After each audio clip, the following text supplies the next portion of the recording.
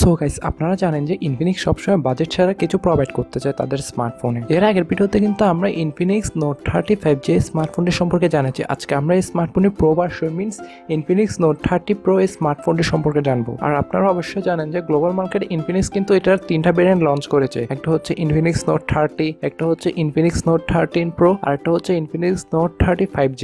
তবে এর আগের ভিডিওতে কিন্তু আমরা ইনফিনিক্স নোট 35 যে স্মার্টফোনটি সম্পর্কে বিস্তারিত আলোচনা করেছিলাম। ভিডিওটি মিস করে থাকলে অবশ্যই ভিডিওটি দেখার পর দেখে আসতে পারেন এবং ভিডিওটির লিঙ্কও আমি ডিসক্রিপশনে দিয়ে দেবো। ইনফিনিক্স নোট 30 এটার প্রাইস রাখা হয়েছে $229 এবং ইনফিনিক্স নোট 35G এটার প্রাইস রাখা হয়েছে $239 এবং যেটা ইনফিনিক্স নোট 30 প্রো রয়েছে ওটার প্রাইস রাখা হয়েছে $269। আজকের ভিডিওতে আমরা মূলত ইনফিনিক্স নোট 13 প্রো এটা যেহেতু গ্লোবাল মার্কেটে লঞ্চ হয়েছে আর এটার প্রাইস কত হবে আর বাংলাদেশে এবং ইন্ডিয়ান মার্কেটে কখন আসবে সেটা নিয়ে বিস্তারিত আলোচনা করব। সো গাইস, মূল ভিডিও শুরু করার আগে যে কথাটি না বললেই নয়, तो लाइक और शेयर ठोक दीजिए महाकाल का लाइक और शेयर ठोक दीजिए। पूरा साल मेहनत करता हूँ आपके लिए बेटा। মানে আস্তে ধীরে করেন। ফার্স্ট অফ অল কথা বলা যাক এই স্মার্টফোনের ডিজাইন এবং বিল্ড কোয়ালিটি নিয়ে। এই স্মার্টফোনটির ফ্রেমে থাকছে প্লাস্টিক এবং ব্যাক সাইডে থাকছে গ্লাস। আর এই স্মার্টফোনটির ব্যাকে রয়েছে ট্রিপল ক্যামেরা সেটআপ, যেটা একটা রেক্ট্যাঙ্গুলার মডিউলে বসানো হয়েছে। স্মার্টফোনটির পিছনের নিচের দিকে থাকছে ইনফিনিক্সের ব্র্যান্ডিং। মজার ব্যাপারে যে স্মার্টফোনটিতে রয়েছে IP53 এর রেটিং। এর কারণে এই স্মার্টফোনটিতে হালকা পানির ছেটা ফোটা এবং ধুলার কোনা এই স্মার্টফোনটিতে ঢুকছে না। স্মার্টফোনটির থিকনেস করা হয়েছে 8.5 মিলিমিটার এবং ওজন করা হয়েছে 205 গ্রাম। আর এই স্মার্টফোনটির ফ্রেমটা আপনার গ্লসি ফিনিশ টাইপের। আর সব থেকে পজিটিভ পয়েন্ট এই যে এখানে আপনি সব ধরনের পোর্টস এন্ড বাটন পেয়ে যাবেন। আর এখানে আপনি ডেডিকেটেড সিম কার্ড স্লট পাবেন, মানে হচ্ছে গিয়ে দুইটি সিম কার্ডের পাশাপাশি একটি মাইক্রো এসডি কার্ডের ব্যবহার করার সুযোগ পাবেন। আর সিকিউরিটির জন্য এই স্মার্টফোনটিতে প্রোভাইড করেছে কিন্তু সাইড মাউন্টেড ফিঙ্গারপ্রিন্ট সেন্সর, যেটা মোটামুটি ফাস্ট এবং অ্যাকুরেট বলেই জানা গিয়েছে। এবং এই স্মার্টফোনটিতে যে সাউন্ড সিস্টেমটা ব্যবহার করা হয়েছে ওটা কিন্তু JBL এর, মিনস এখানে কিন্তু JBL এর সাউন্ড সিস্টেম ব্যবহার করা হয়েছে। এর ফলে এই স্মার্টফোনটির অডিও কোয়ালিটি কিন্তু খুব ভালো হবে। ওভারঅল ডিজাইন নিয়ে বললে মোটামুটি ভালোই একটা ডিজাইন এখানে প্রোভাইড করেছে। এবারে কথা বলা যাক এই স্মার্টফোনটির ডিসপ্লের ব্যাপারে। স্মার্টফোনটি ফ্রন্ট আসলে আপনি 6.78 ইঞ্চির একটি ফুল এইচডি প্লাস এর অ্যামোলেড ডিসপ্লে পাবেন, যেটা 5 কাট আউটের সাথে আসে, যার রেগুলেশন হচ্ছে আপনার 1080x2460 পিক্সেল। দেন আরো রয়েছে 388 PPI density, 120 hertz refresh rate থাকা ডিসপ্লেটি আপনি মাখনের মতন ইউজ করতে পারবেন। এবং ডিসপ্লেটির চেইন এবং বেজেলও কিন্তু যথেষ্ট ন্যারো রাখা হয়েছে এবং ডিসপ্লেতে আপনি 900 নিটস এর পিক ব্রাইটনেস পেয়ে যাবেন। ডিসপ্লেটি অ্যামোলেড হওয়ার কারণে যে কোনো কন্টেন্ট প্লে করলে আপনি শার্পনেসের ঘাটতি ফিল করবেন না। ডিসপ্লের কালার কোয়ালিটি কিন্তু খুবই ভালো হবে। ওভারঅল ডিসপ্লে নিয়ে বললে মোটামুটি একটা স্যাটিসফাইড ডিসপ্লে প্রোভাইড করেছে বাজেট রেঞ্জের মধ্যে। এই স্মার্টফোনটির সফটওয়্যার এবং পারফরমেন্স নিয়ে যদি আমরা কথা বলি, এই স্মার্টফোনটিতে UI হিসেবে থাকছে XOS 13 on based on Android 13। আর এই স্মার্টফোনটিতে চিপসেট হিসেবে ব্যবহার করা হয়েছে Mediatek Helio G99 প্রসেসর। এই চিপসেটটি আপনার 6 ন্যানোমিটার আর্কিটেকচারের উপর তৈরি করা একটা অক্টা-কোর প্রসেসর, তবে ইহা একটি 4G চিপসেট। এবং গ্রাফিক্স কার্ড হিসেবে থাকছে Mali G57 MC2।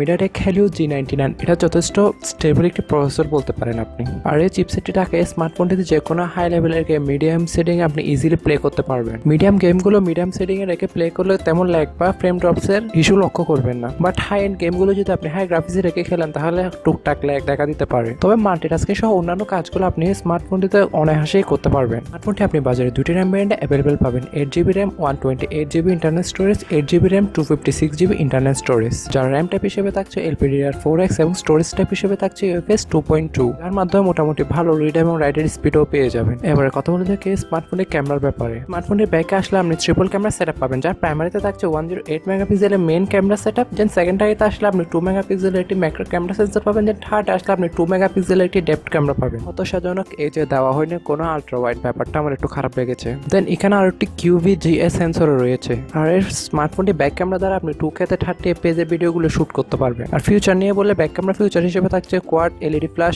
HDR panorama. আর এই স্মার্টফোনটির ফ্রন্ট আসলে আপনি 16 মেগাপিক্সেলের একটি সেন্ট্রাল পাঞ্চাল সেলফি ক্যামেরা পাবেন, যেটা দ্বারা আপনি ডিসেন্ট ফটো কোয়ালিটি পেয়ে যাবেন। কানেক্টিভিটি নিয়ে বললে এখানে থাকছে wifi, Bluetooth, NFC, GPS etcetera etcetera. So guys, এই প্রাইস রেঞ্জের মধ্যে কিন্তু আপনি এই স্মার্টফোনটিতে NFC পাচ্ছেন, ব্যাপারটা আমার কিন্তু অসাধারণ লেগেছে। আর সেন্সর নিয়ে বলে এখানে এজেন্সির সব সেন্সরই থাকছে, যেমন এক্সক্লোমেটরি, জাইরো, প্রক্সিমেটরি, কম্পাস এক্সেট্রা এক্সেট্রা। এবং এর স্মার্টফোনটির USB তে থাকছে USB Type-C 2.0, তার সাথে থাকছে OTG সাপোর্ট।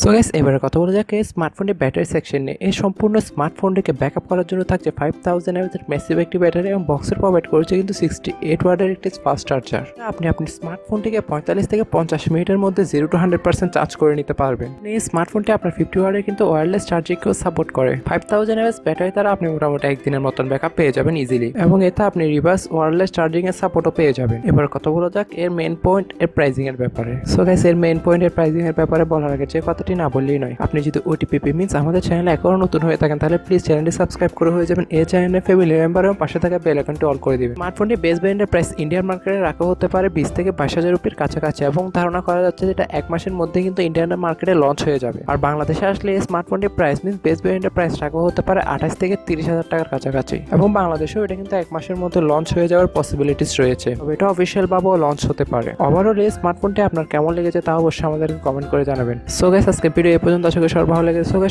ভালো থাকবেন, সুস্থ থাকবেন, টেক কেয়ার, আল্লাহ হাফেজ, আসসালামু আলাইকুম।